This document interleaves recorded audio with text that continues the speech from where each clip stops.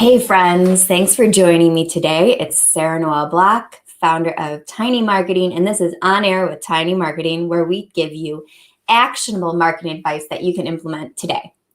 Today, I'm a little nervous. I have Erika Lohmar, founder of Akire Productions. She is an event producer that works in both virtual, in-person, and hybrid events. And she's just an all-star. She's actually the one who prompted me to start doing that countdown because it takes a little bit of time to be able to log into a live stream. She's absolutely brilliant, and I'm excited to have her here today. She is here to teach us how to create engaging hybrid events. They are a hard kind of event to have because you need to be able to engage both in-person and virtual attendees equally. And that is no easy task, but Erika is really good at it. So we're going to do our intro video, and then she is going to join me. See you in a minute.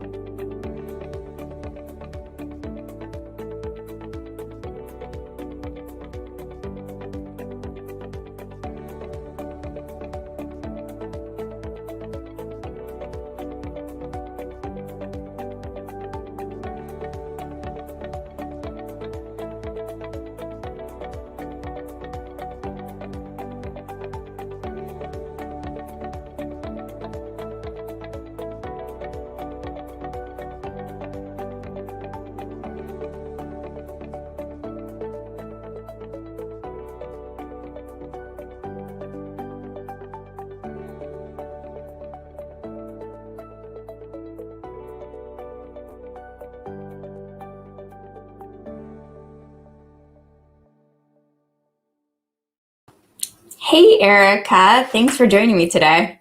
Thanks for having me. It's so great to be here. Oh my goodness. Can you introduce yourself to the audience? Sure. Erika Lohmar, CSEP, which is Certified Special Event Professional, and founder and owner of Akire Productions, which we are an experiential event design and creative event management company. Yes. So we met through the Orange Squad. Yes. Yes, and she produces all of the Orange Squad jam sessions, and she was just chatting one day with us about event production and about how the countdown is so important. It's so important. Yeah. I never did before and never realized it, but I get alerts on my phone when I go live, and it is like a few minutes after we actually go live, so the countdown really does matter. Right, totally. I mean, let's just be honest. Like, we all have great intentions of being on time, always. Yes. But most people are like running to that next meeting, running to jump on. And so giving everybody just that, like, let's just breathe for a minute and get set. And then we also are focused. It helps us if we are early birds, and thanks for those people. But then it also goes like, great, this is happening. And I can also reframe my mindset to be ready. Yes. Exactly. And it does make a difference. Totally. So we're talking a lot about hybrid events today. For those who have no idea what hybrid events are, can you explain them? Sure. Yeah, this has become such like a big buzzword in this last, 15 months, especially as we're opening up again, right? Yeah. But, hybrid is the in-person element and the virtual element, but bridging the gap between the two. So having the same storyline, but realizing that you have different audiences and how you are engaging both of them. It's the difference of we are not just live streaming what's happening in the room, but again, bridging that gap between the two audiences. Yes. So when people first started creating hybrid events, that's really what it was. It was an in-person event, and then they would live stream the speakers to everybody, and that was hybrid. So what does hybrid look like today? Yeah, I was gonna say this is so different than what it was. Like for us, like we've been doing broadcast and streaming for we've been doing this over 17 years. So like, we've been doing it forever. And what was a nice to have became a need to have. And also realizing that they are two different audiences. So just to give an example of like in the past, from a streaming standpoint, we may have gathered in movie theaters or some banquet spaces or hotels and had a group of people that would then also network and interact. They would hear the content and have some conversation, but there was no two-way conversation. So now what we're looking at in this new era of hybrid and events is we're really trying to be able to create the audiences, meeting them where they're at, and being able for them to talk to each other. Because there's a couple of things. One is virtual is great for many different aspects, right? Like some corporate planners or corporations have not lifted their travel yet. And it's not because it's not safe. It's also a budget. Like, everybody got hit in different sectors this last year. And so it's really like, we're all taking these steps to ramp up. We all want it right now, right? Like we all want it to just open up and happen. But like we all need to be really cautious too, and to where we're spending dollars and et cetera. So part of that is, again, where I say virtual is great because we can still educate, network, engage while you're at your home or office, or heck, if you want to sit by the pool, like we don't care. But how are we going to still interact with each other? And that's really the big difference, is the interaction that happens in both spaces. So you recently produced Biz Bash Las Vegas. And we did. The first in-person event that Las Vegas had since the pandemic. Yes. Can you tell me how you managed to get engagement? Like, what are some activities that you had that managed to engage both in-person and virtual attendees? Yeah. So most platforms allow chat feature. That's like the most easy step, the basic one of just being able to like chat, but respond too. It's not just like, people chatting with each other, but us responding and engaging with them. And as the production team on the back end, we were watching that and took that information and fed it straight to our speakers. So when they're in the room, they could address real-time questions. We were able to address like real-time like challenges that we're all going through. Like there was this whole conversation around supply chain that came up in person with a panel, and like, hey, we're going to change our show flow and have the executive chef from Caesars Entertainment come on tomorrow morning as a part of our pre-show to talk about this so that they could like engage and tell us more about it. And we're like, okay, that's cool. Those are things that we couldn't do before. Because it's what our audience at home liked and needed. Or from wherever they were, home being relative in that. But the other part that we did, which is important for in-person and virtual, is we gave enough space to have breaks. We put in some entertainment pieces. We put in a break in between our main stage education. So we had some just like one-on-one chats with people, like literally our amazing host and MC, Kate Pate from Pate Consulting, like came on and she just would be like, hey, come over here. Let's just chat. What's going on? Kind of thing. And it just made it like organic, but like also keeping the element of surprise for the audience. And the production team, because sometimes we just ran with it. But it just, again, broke it up.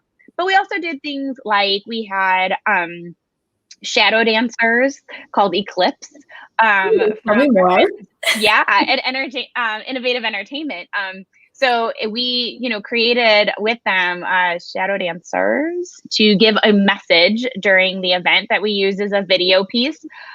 Well, from virtual, it's a video piece, right? And so, which was just a 2 minute, like impactful, intentional messaging that we did. We also had fitness breaks with another fellow Orange Squad member with Megan and with, Fit Give Movement. We had her on site. So people could also engage with her, like doing fitness in real time and virtual. So, we kind of went back and forth from the different elements. We had chefs, we had DJs, we had, I could keep going. The list was endless. And we loved all of our friends who joined us for that and appreciate their support through that. That is really cool. And I know that you work to make it accessible, this event, for both in-person and virtual attendees with closed captioning, like using smart technology to be able to do that. And with the fitness, being able to have it where they could sit and do the same exercises, or they can stand and do the same exercises. Yeah, it was something we really wanted to emphasize because, first of all, we want to make it accessible to everyone, right? So again, whether you're at home, office, you need captions, etc. Like we just wanted to make it well-rounded and inclusive for everybody.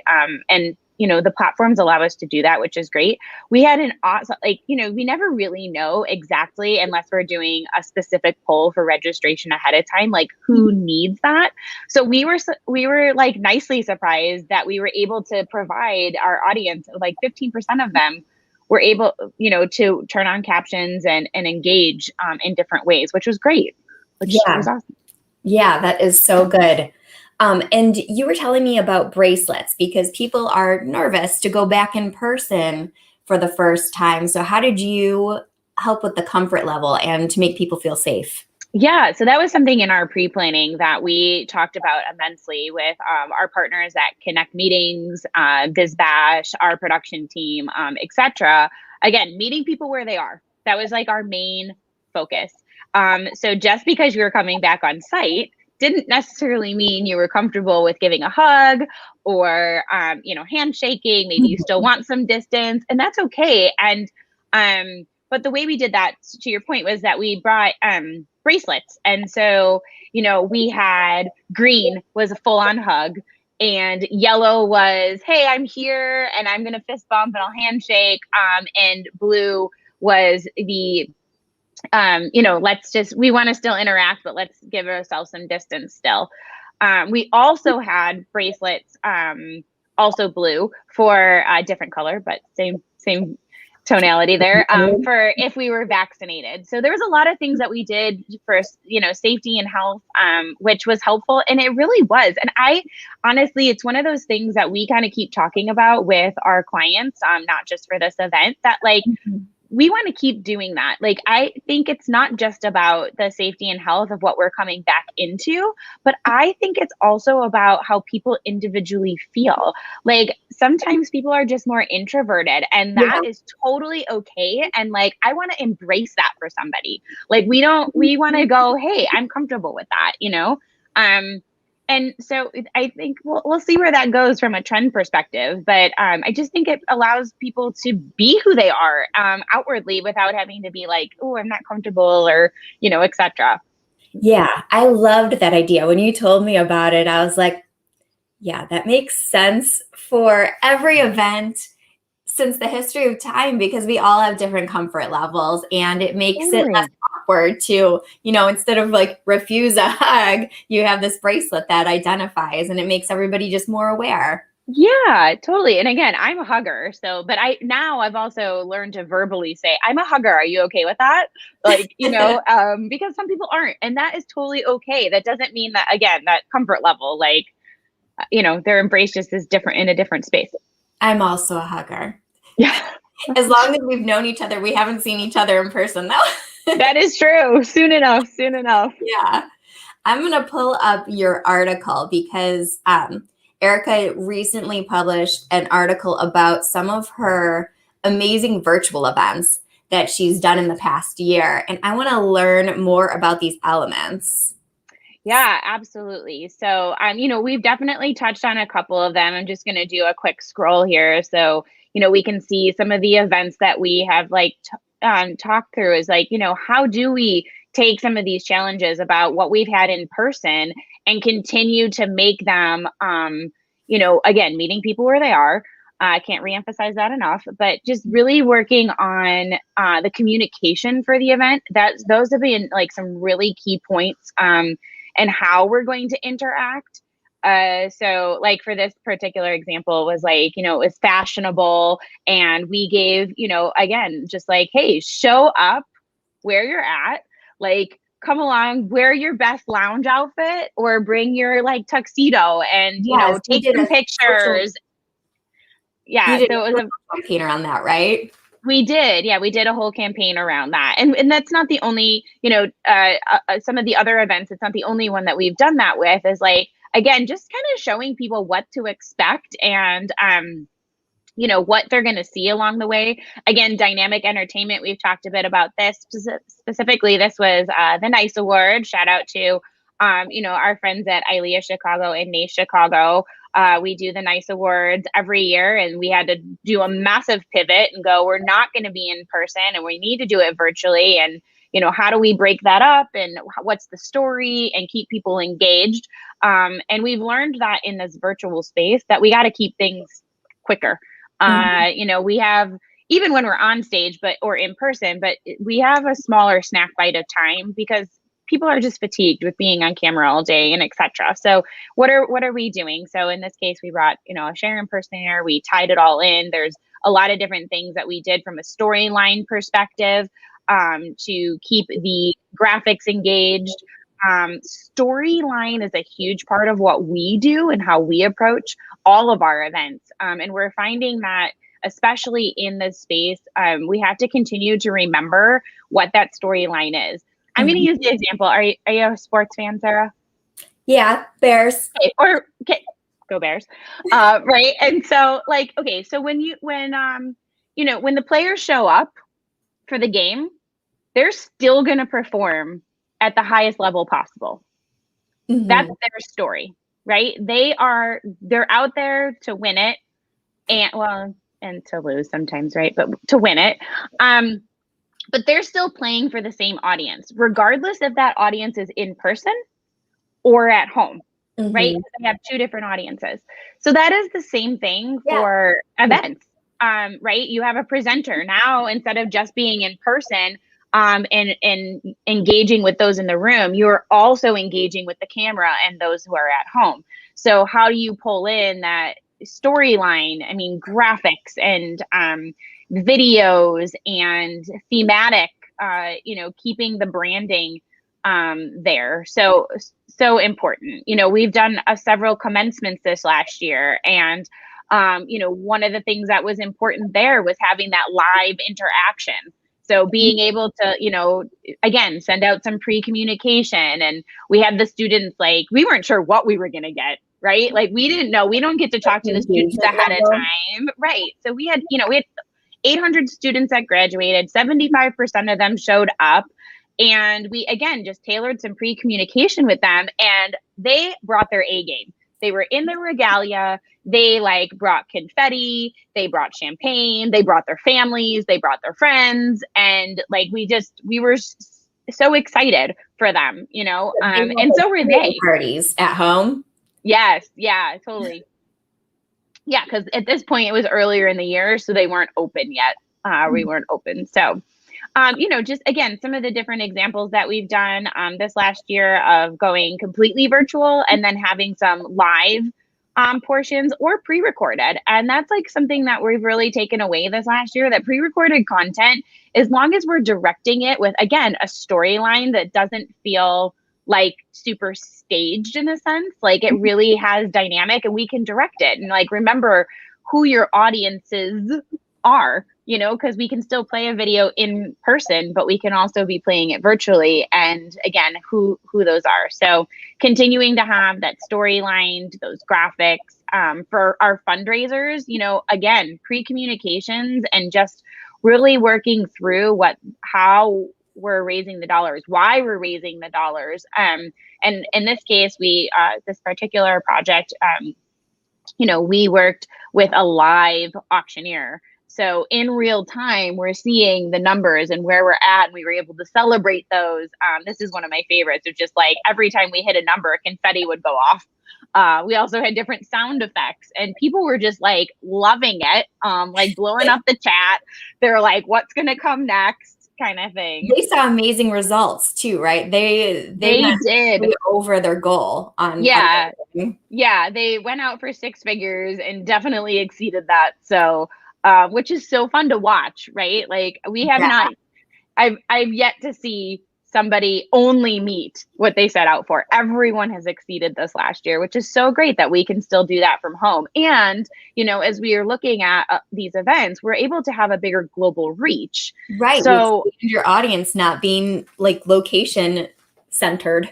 Right. Yeah. This particular event was for the Allied Media Conference. We absolutely love our friends at Allied Media Project. And, we had a lot of conversation around mood and setting and vibe and what that would be like. But they were even exceeded their own expectations. We had over 12,000 people watching because it was a public link, etc. But we also had just like making sure we were attending to different learning styles, how we were doing our graphics for our visual learners, what was audible, how did we take some things that were kinesthetic, what did we do for our reading, like making sure that we were doing that each and every time. And it won awards. This event won awards. It did win a couple awards, and and that's also thanks to our partners at Mainstream Media here in Chicago, because it was a great collaboration of all of that. But we took home 4 Telly Awards for that event, so which is super exciting. So those are some really like quick tips on, again, went through those fairly quickly about how to be, have some impactfulness and engagement. I think, engagement's become a subjective term in this last year. Mm-hmm. And one of the things we need to continue to remember is how are we engaging? Literally, how from our learning styles, how do we engage and what data do we want? But first and foremost, our audience is our most important. They are our focus. They are our character in our storyline. What is the emotion that we want them to feel when they walk away? What do we want them to engage with? Or do we want them to engage? How do we measure their level of engagement? Like, for example, I am a very visual learner, shocker, because for the creative side, but like I need to sometimes just focus on the content that's in front of me and not be in chat, because then that's like taking away my focus. That's how I am too. Yeah. But then sometimes I want it too, So I think, you have to kind of understand, like when we're doing the data on that and using that for marketing tools and et cetera, is really, again, understanding that learning style and what that storyline is. A great writer once told me that in order to be, when you go to write a novel, I don't write books for a living, but when you always write the last chapter. What do you want them to take away with? What is the end? And I'm like, that is brilliant. Like, what is that? Because, and that's, again, what are you going to do from a storyline to get yourself there? That's actually how I write blogs too. Which are amazing. Thank you. I start with that takeaway, the takeaway that I want the audience to have, and I write from there.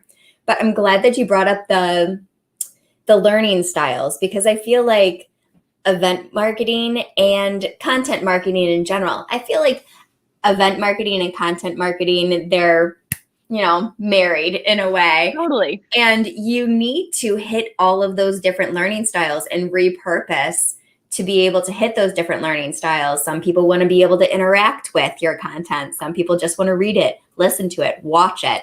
That's why it's important to have different types of content available. Yeah. And, I think maybe it's something, maybe we can start a trend, but it's not something we ask people really that often, is how do you learn? And maybe some people don't even know, like maybe we need to put better, data out there for ourselves. And I know there's several, just like we go through personality tests, right? Like Yeah. when we go through personality tests, and how many of us have been filling those out for ages, right? And finding out about ourselves, but figuring out how we learn is hugely important as well. And then applying that. And what we're finding, especially in this virtual space, is that and there's been tons of studies done, is that sometimes you're an and both. Yeah, a lot of people Sometimes, are. yeah. And then what's your dominant? It's learning what that dominant is and playing into that. And then again, maybe sharing that with the event organizer or marketing team, etc., because that only is going to help. So I'm just throwing it out there. Maybe we add that to our registration notes. What type of learner are you? No joke. I was just thinking that would be like such a good thing to have in your surveys or your intake forms is what kind of learner are you? It'll help you Yeah. guide how you create marketing in the future. Yeah, absolutely. So my audience is typically a small marketing department or a small business. How is hybrid events attainable for them? How can they implement this?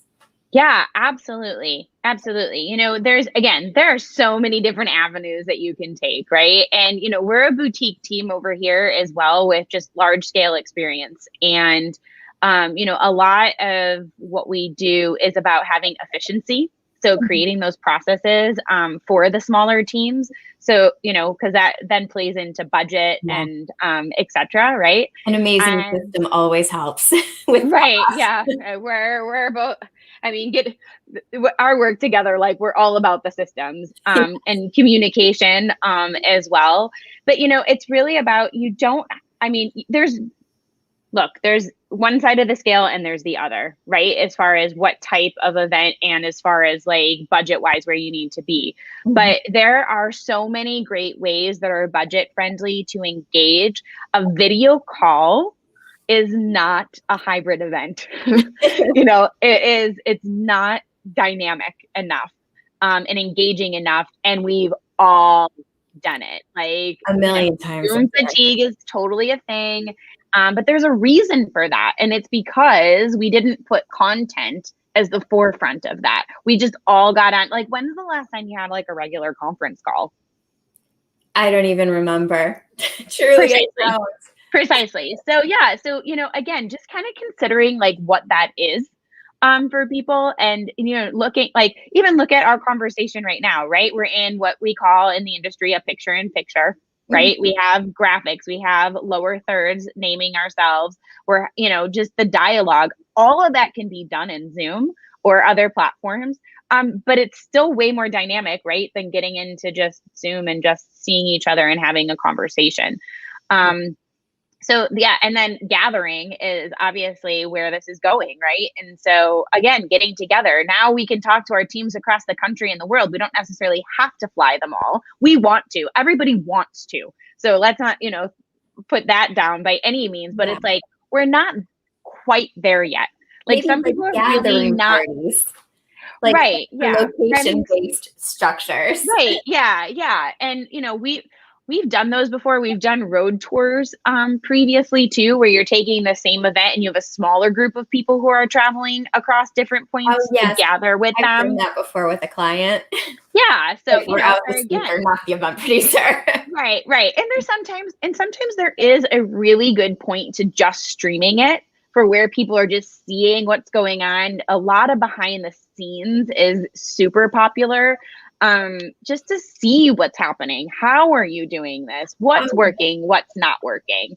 Yeah. Can you tell us about how you did the behind the scenes, all spontaneous for Biz Bash? Oh, yeah, absolutely. Yeah, actually, it was during a time where I was actually presenting on stage, and the founder, David Adler, was like, it'd be great is if we could just like, see what happens with the technical team behind the scenes. And I'm like, well, we can make that happen. So literally I walked off stage, got my comm set on and said, hey, here's what we're going to do, which was we pulled out a camera on our phones. We connected to our system, and we literally were like, took everybody behind the scenes when we went to our like quote unquote our next commercial break during there, and again was able to say like, this is what's happening, this is how it happens behind the scenes, and and what that setup looks like. Because one of the things that I think has semi like forgotten is like, it's not just one person that runs these things. Yeah. You know, we have an entire team of people. And now, because we're in person and virtual, we're really talking about two teams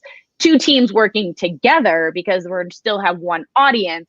But as far as like, you know, for lack of a better term of like pushing the buttons, you know, everybody needs to be able to stay focused on what they're doing and stay in their lane for their specialty. You know, a lot of people in this last year have become their own audio team, their own lighting team. You know, how many times have we all had conversations about, let me tell you from a production standpoint, where your light needs to be and how your audio needs to sound. And we've trained together on the Orange Squad about how to do that and do it better, right? You could see from my intro video the variations in light as I was learning how to light during these live streams. Right. Yeah. But like in person, it's so key. Like we can't just have one or two people running it. Everybody has their specialty, and there is such a purpose for that. And we're appreciative of all those who have those specialized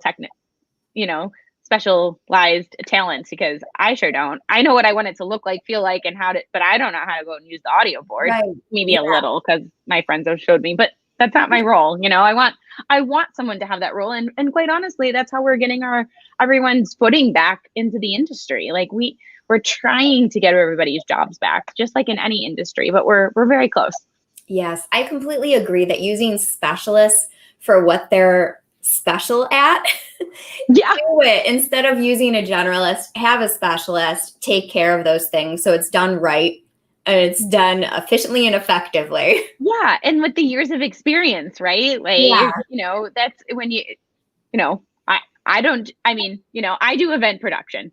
That's why people come to me. We're, creative in events. But like, you don't come and hire me as your actual lighting designer. I can't tell you which light to use. However, I can tell you what color palette we need to use if I want my lights to be moving. Like, I know enough technical to be dangerous. Yeah. But like I sit with our lighting designers and be like, this is what we're trying to accomplish. And what they come back with is absolutely amazing. And you probably have some resources that they could use. You probably have people, the vendors. Oh, absolutely. We have partners all across the country. We've been so fortunate enough that our clients that we've had and are continuing to work with take us on the road with them. We have worked in over 42 states. We're trying to get the other 8 off the list. So if anybody wants to, join in some of those random locations, be happy to go there. Been in Nebraska. Actually, Jackson Hole, Wyoming. That's my goal. Sure. Portland and Maine. Those are my 3 top at the moment. Oh, you hear that, guys? That's our list. Bucket list for 2021 and 22. Yes. Can you tell everyone how they can find you online? Oh, absolutely. Yeah, please. We're Instagram and Twitter. And Akire Productions, Akire_Productions to be exact. And of course, always reach out to us on our website. We have tons of resources there. The article that we were just going over. We also have a book club that we absolutely love, and a contact sheet. And we'd love to just talk to you and get to know what you're trying to do. Goals and objectives is where we start. Go through your storyline and then get creative from there. Oh, and she has a hybrid event guide. So I'll be sure to link that in the show notes and on our YouTube description and everywhere else. Can you tell everyone how they can work with you? Yeah, absolutely. So best is, of course, let's reach out and let's have a conversation. We are all about collaborating. We're not order takers. We are not in the space to tell you what to do. However, we want to collaborate with you and talk through what is going to work for your objective of the event. What's going to work for, what data do you want to walk away with? But then let's really dive into what that user experience is. What is that client, experience all the way through, in person, virtual, etc.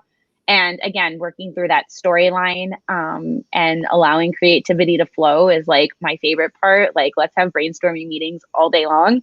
We really are here to just be a part of your individual teams and be an extension of that. Yes. And I can verify I've worked with Erika in so many different ways, but I also am familiar with some of her clients that just adore her work. So thank you so much for joining me today. Yeah, absolutely. Thank you for having me.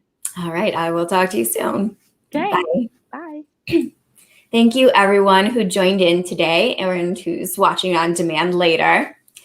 And I just wanted to announce that this was our last show for the summer. We're taking off until September, where we will still go live every week, so you're still going to see us, but we're going to be showing some of our favorite shows that were most popular throughout the next 2 months over summer.